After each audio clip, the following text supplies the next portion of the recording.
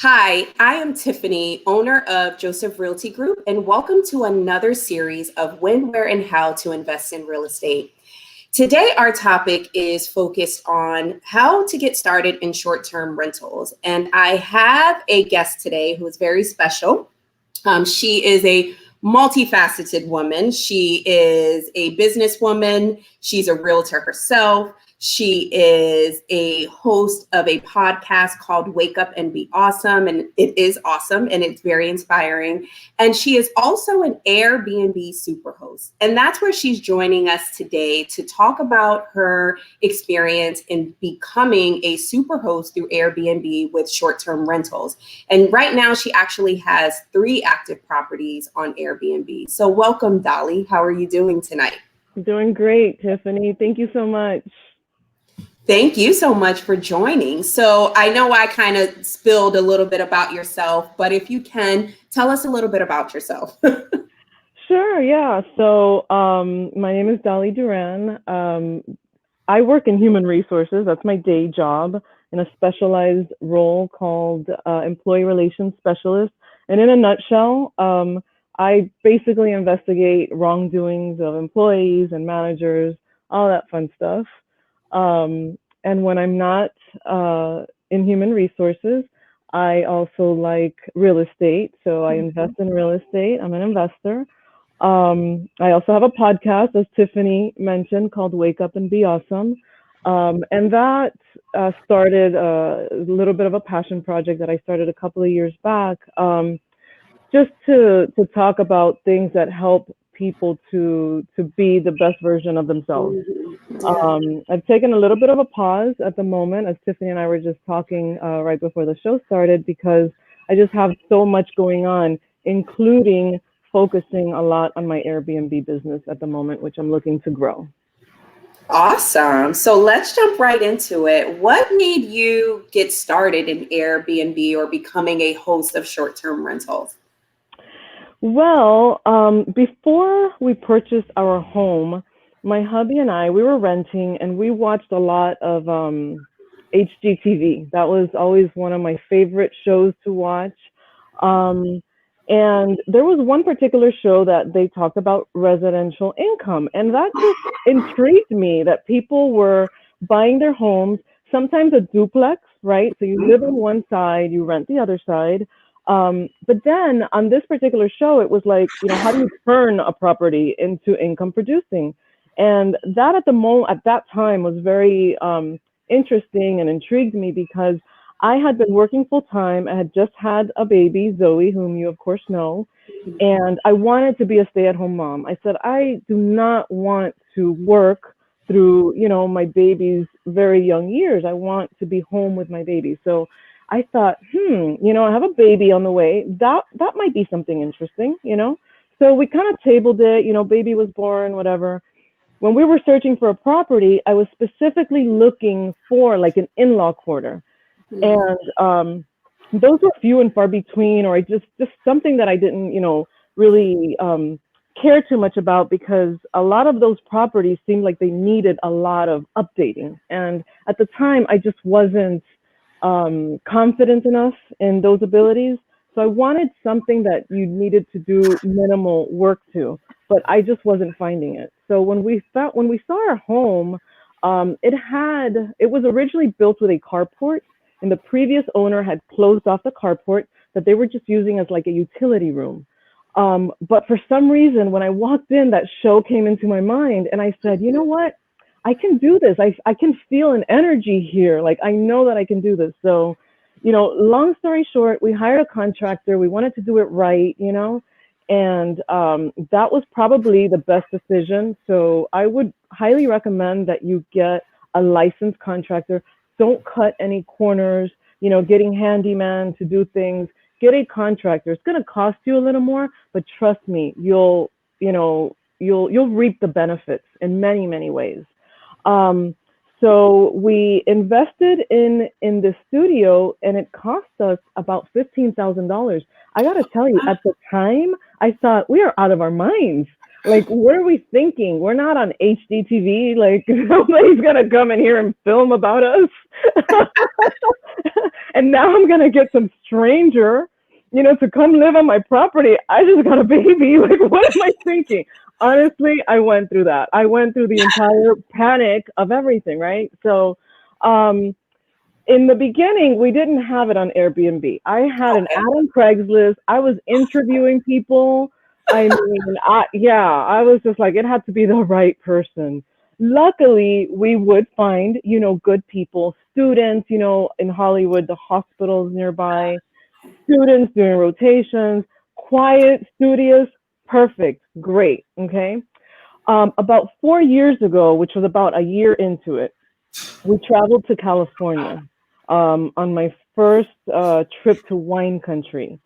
And we were traveling as a group, and someone in the group said, hey, why don't we get an Airbnb as opposed to a hotel? And I was like, what's Airbnb? I had used VRBO, Vacation Rental by Owner, before that once or twice, and it was an okay experience. But I was like, Airbnb. So I checked on their website. We found a property, a house on a vineyard that had all these amazing amenities at a super affordable price. And I thought, this is pretty cool. So anyway, we go to California. We have a fantastic time. I get to talk with the owner a little bit, find out more about, Airbnb and how it all works. So as soon as I got back home to Hollywood, I started looking into it. And my long-term tenant was about to leave anyway. So I said, you know what? Let's see what happens. I'll put it on Airbnb. If it doesn't work out, I'll take it off. Famous last words. That was 4 years ago. 4 years ago. I've never rented it to an individual person ever again. Ever. I do everything through Airbnb. They make it so incredibly easy. For example, before I was literally interviewing people face to face. So can you imagine the amount of time that took, right? On Airbnb, everything is done on the app, 100%. They contact me, they'll ask me questions about the place, the neighborhood. It's very simple platform. And the minute you start getting like maybe a strange, uneasy feeling like, I don't like this person, first of all, listen to your gut, okay? There's always a reason for that. And I've learned that on that first instinct, it's a no. For example, I don't allow pets. We have a very strict 100% no pet policy. When people start saying, oh, I know you don't allow pets, but my cat is an angel and blah, blah, blah. I'm like, it's not going to work out. You're already challenging the rules, So in a situation like that, Airbnb makes it so easy. I literally just click a button that, deny, I don't feel comfortable with this. And we don't move forward. There's no uncomfortable, why? Oh my God, I need a place to stay. There's none of that. I mean, it's just like on to the next one, right? They're on to the next property. I'm on to the next person contacting me about the place. So pretty much in a nutshell, that's how I got started. I hope I answered your question. No, you did. So back to kind of Airbnb. So do you use any other platforms outside of Airbnb? I actually don't. Ever since I started with them, it's, I've never had a dry period. Everything is always fully booked.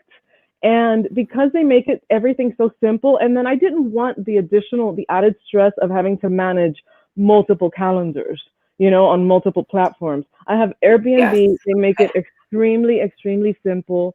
So I only use Airbnb. And so when someone books through Airbnb and they go put their credit card number, the dates are available. So they go in, put their credit card number in, and from their end, I know when I book, I assume I've paid, I'm approved. But you mentioned something about you can deny. So once they pay, do you kind of review the profile and you can determine if you still want to move forward? No, because after someone books, you cannot cancel. So the way I have it set up that if they have, I think it's like 4.9 or higher, if they have a verified identity, they have previous, reviews and things like that, they can instantly book. Those individuals, I allow them access to instantly book. If they don't have that, then I don't feel comfortable. So I just want to have a little bit of back and forth, a little bit of dialogue before, I decide to move forward. But once someone books, it's not good practice to cancel. It's really not. It's like you really have to be in this and committed. And Airbnb will ding you if you do cancel. So it's just really important not to do that. So I think you bring up a good point for people who are concerned about getting into this business because of safety. It seems like you are allowed to set parameters as a host as to what level you would like someone to be before they can just immediately go and book. Is that correct? 100%. And, Okay. you know, Airbnb is concerned for safety, and there are protocols and things that, you know, you can educate yourself about before going into this. I find that what has worked for me and my family more than anything is that, first of all, we have a heart for hospitality. You know, in the beginning, I told you we had that moment where we freaked out, you know, at least I did. But I quickly saw that, you know, this can be a very enjoyable thing because these are, you know, these are human beings, right? And when I first started, right, in my studio in Hollywood, I was getting a lot of students, right? And the same through Airbnb, many med students, you know, that was just another platform for them to check. I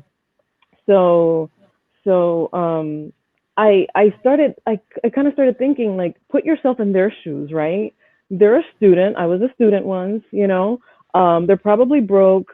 They're probably, you know, scared. You know, for a lot of them, it might be their first time away from their families, you know. So with that in mind, I said, well, how can I make, you know, their stay with us feel better, you know? It's just like having a heart for hospitality. They're students, right? If I'm making, you know, coffee, for example, right? My husband and I love to make coffee. I make a little Cuban coffee. Go and knock on the door, offer them some.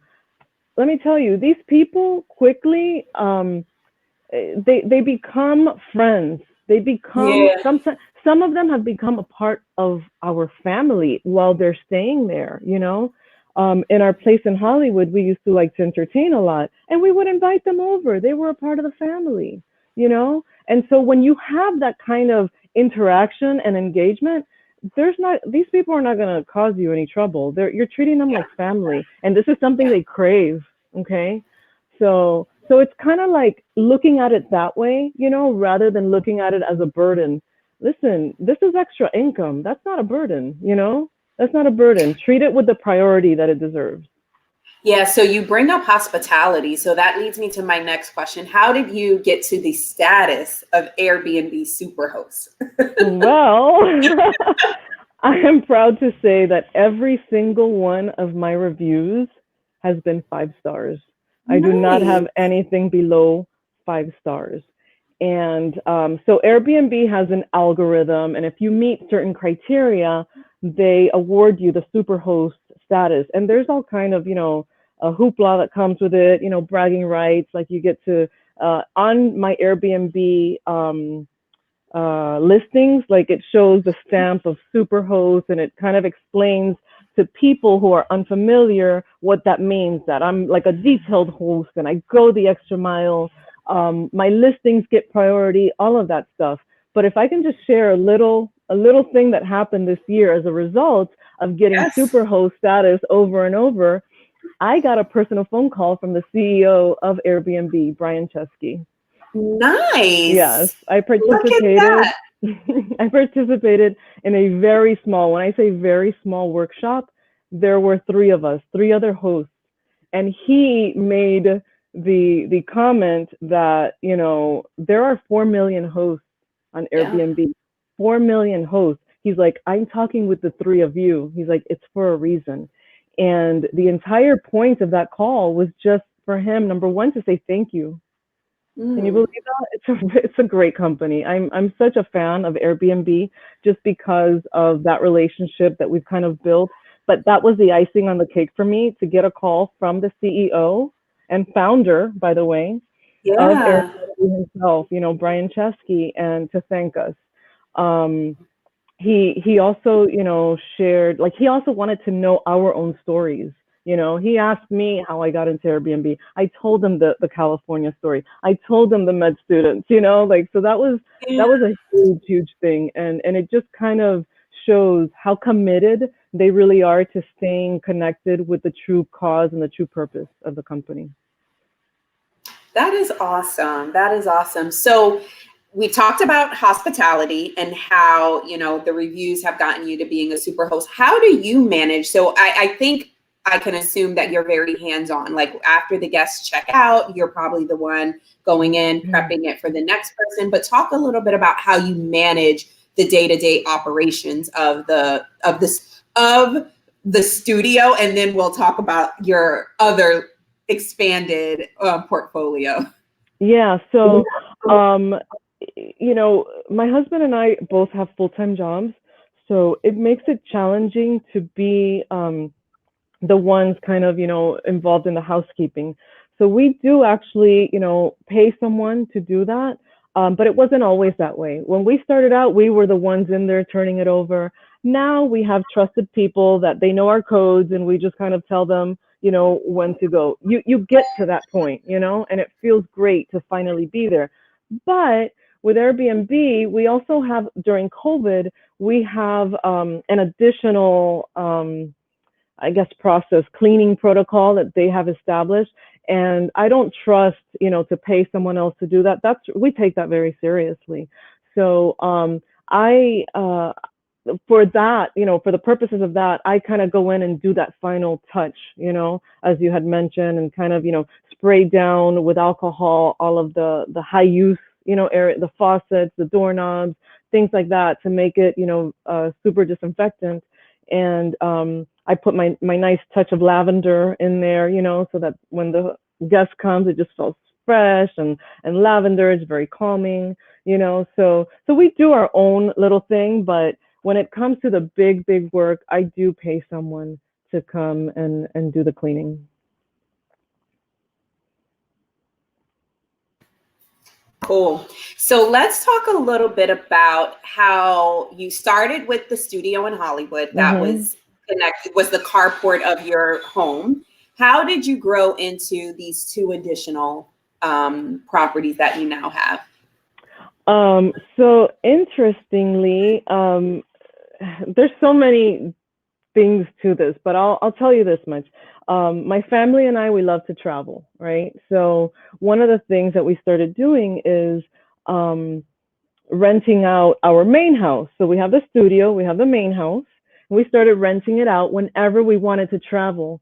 And I tell you, it was like, okay, we are going to travel for 2 weeks in June. I put it on Airbnb, boom.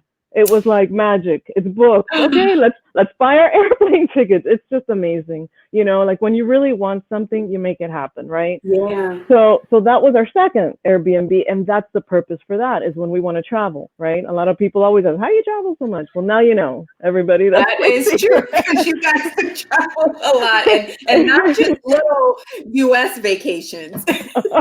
You know, that's the secret. So for those of you who like to travel, Airbnb is a great income. Yeah. And we always sit at an Airbnb. Absolutely. So, you know, it always works out. But then last year we attended a Tony Robbins event live, and that absolutely changed our lives. I think it was Unleash the Power Within. Yep. And during that 4-day program, we did a lot of soul searching and setting of goals and what it is that we want to do. And at the core, my deep core, what I love doing the most, to my absolute surprise, was my Airbnb business. I'm like, I could do this all day long. I could do this all the time. I could do this anywhere, because, you know, that's the other thing. On all my properties, I have electronic locks, you know? So we've been in London and get a call at 3 o'clock in the morning from an Airbnb guest checking in Hollywood, because it's only, you know, 10 o'clock at night in Hollywood, having trouble. And it's like, oh, okay. Oh yeah. You know, 3 a.m. So, but I digress.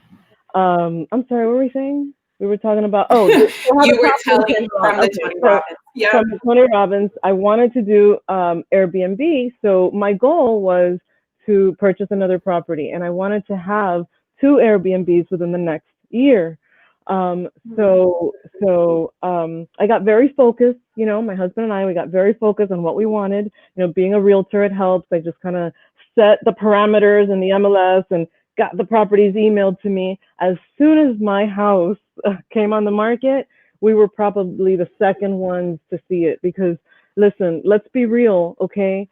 I don't know if there's going to be a downturn in South Florida. I mean, they say every 10 years. And by the way, even if there is, it's okay. It's okay. It's going to come back up. I always tell people that. They say, oh, but what if the house loses value? Listen, do your research. In the last 30 years, it's never stayed down. Never. It's consistently gone up. And in South Florida, it's very special. It's about 20%. Okay, which is insane. Okay, if you don't own a property in South Florida, I don't know what you're doing. Okay, but anyway, again, I digress.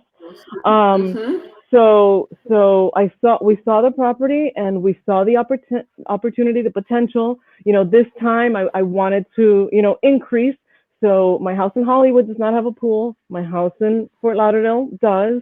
It's on the water. It's about the lifestyle in Florida. Yeah. So the house had a den. It wasn't huge, but you know how I told you I have an HGTV obsession?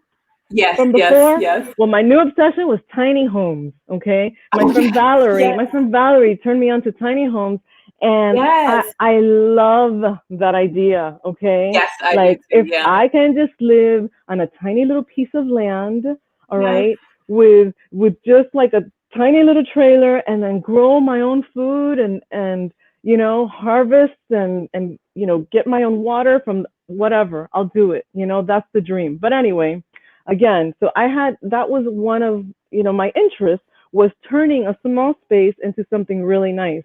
I know at some point you're going to put up the photos, but we got really, really creative. Okay. We went to IKEA. While you're talking, I can pull up the one in Oakland Park. Perfect. Yeah, that's the one. Yeah. So this one was just a room, literally just a room. They were using it as like a den. And so we actually that's the outdoors. Yeah. So I advertise it with water activities, Yeah. And do you allow your guests to use the pool and the kayaks and stuff? Absolutely. Absolutely. If they want to. Yeah. If they want to, absolutely. So this kitchen, so now we put that in. This was just a room. So all of this in here is from IKEA. We have the little floating desk there. Full kitchen because my husband being a chef, he was thinking, and that's the other thing, learning opportunities. So from Hollywood, that's the thing, the feedback the guests were giving was, I wish I had bigger space to like cook. So I said, okay, next one, full kitchen, no matter what. And so we made that happen. And the guests are very appreciative. We try to put all the little touches, the thing that heats the water, the kettle. I actually put a washer and dryer, as you can see in the bathroom, because that was another thing. Yes, the guest, that was another thing that, folks always ask for, is there laundry on site? Is there laundry on site? I always said, my next one, I'm going to make sure they have access to laundry. So this is a small space, but we made very good use of it. And so far, we've had 3 guests. And every single one of those guests, as soon as they check in, send me a text message going, wow. Going, wow. Very, very thoughtful. That's actually a pull-out couch, but there's a full bed and it's a loft, which is above it. You can see the little... Yes. Yeah. So little touches, like you can see the little plug-in station, little things like that make it very, very useful, to the guests. Hamper. You see the little outdoor. It's a very retreat style, on the and outdoor. So when you said that this was a den, this was like inside the house and you created, or was access to this from the pool area? Both. Okay. Both. So it was a den, and the den led into the laundry room. So we turned the laundry room into a 3rd bathroom. So the house is now a 4.3. We bought it as a 3.2. It instantly turned it into a 4.3. And as you know, in real estate, that it automatically increases the value. Yes. So that's another neat thing, because now when it's not rented, we have access to another bathroom from the outdoor. You know, people Yes. coming out the pool, they're all So wet. from here, you can access the room. Is it over here? No, it's all the way to the left. It's around the side to the left, I see. all the way Okay. around the side. Okay. Yep. And so that was what we did with that one. And I got to tell you, Tiffany, as soon as I put it on Airbnb, again, it's like we start, recouping the money that we put into our investment almost immediately. And I have to tell you, from the studio in Hollywood, we did the math, and in the 5 years that we've had it, the income that we made just from that studio was $60,000. Now you might think, oh, that's not, a No? lot of, well, some might think that's, oh, well, that's over 5 years. Well, I mean, do you have $60,000, from 5 years? Yeah. And even though I didn't specifically put that, like in a savings account, that paid more than half my mortgage. Like my mortgage Yes. in Yes. Hollywood was Yes. ridiculous. I mean, Yes. ridiculous. For a house in Hollywood, like our mortgage was like $600. It's crazy. When you factor in the income, right? But all of that did contribute to us to helping us to save, to put extra money away, so that when the opportunity to buy our second home came along, we were able to do that. We had the money in the bank, because a lot of times people say, well, I don't have money to put down. You actually do. If you have a job and you're contributing to a 401k, Yeah. that the money that you're making in your 401k, you're probably losing money, by the way, okay, during these times.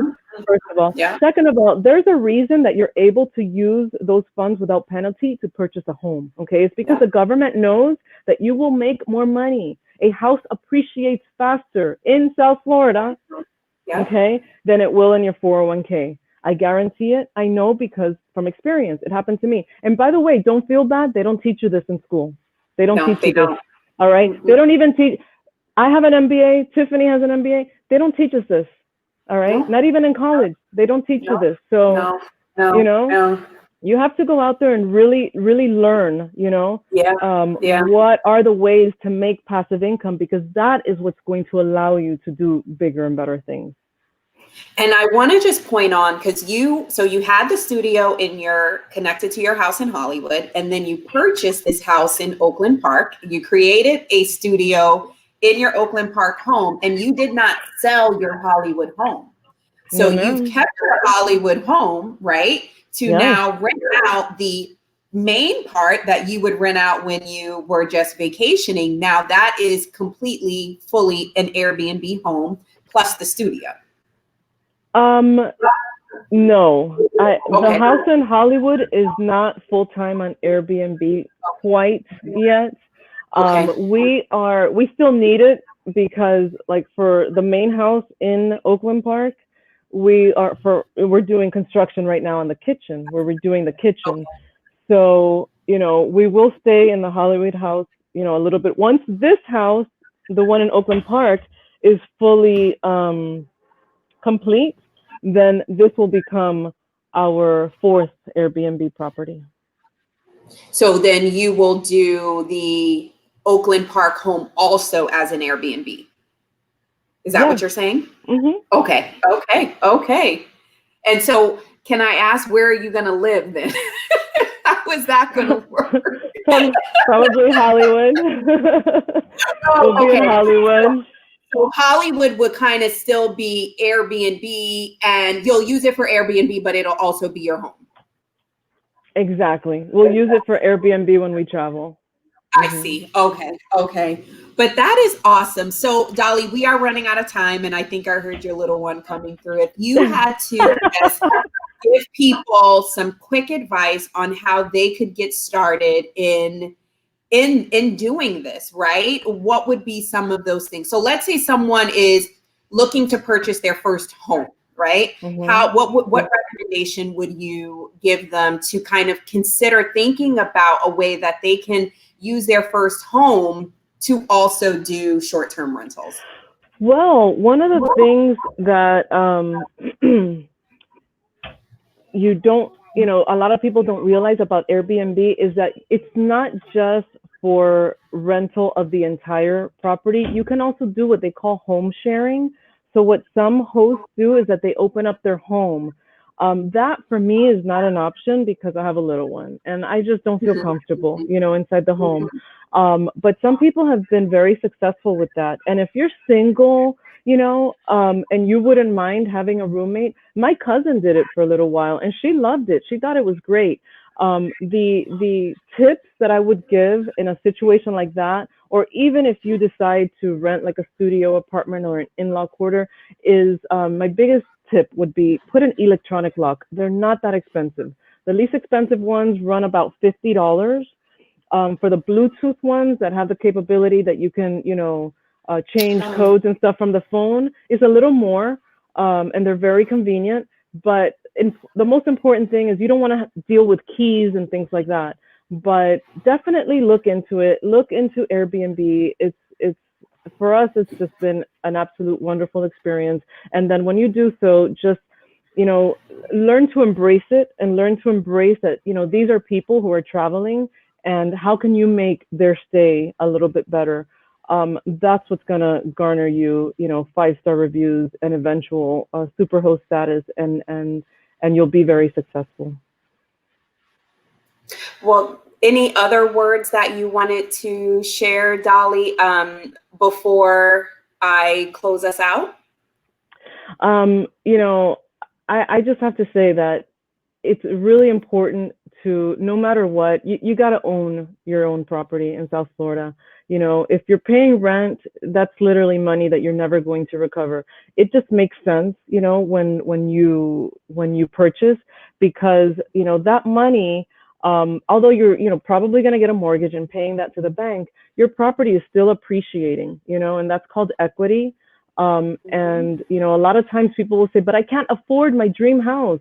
Oh, but your first property is your step towards your dream house.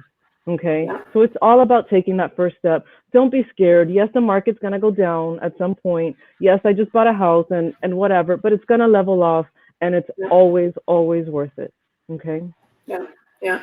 So Dolly, I do want to thank you for joining and sharing your experience about how you got into it. And what I want to let everyone know who's viewing this either now or later is that as I continue to do these series, we're always going to have different topics. And actually, one of my next topics that I want to have is about Airbnb, but it's through a way called rental arbitrage. And that's where you don't necessarily have to purchase a home to start doing short-term rentals, where you could actually leverage renting to do that. And so stay tuned for that, because that's just another way that for those of you who are thinking, well, I'm not ready, I don't have my down payment, that's a way that maybe you could build up that down payment. Maybe where you're renting, you can do room sharing. So it's just other ways to help you understand that. And if you're looking for more ways, if you go to my website, investing.josephrealtygroupfl.com. I have another video on there that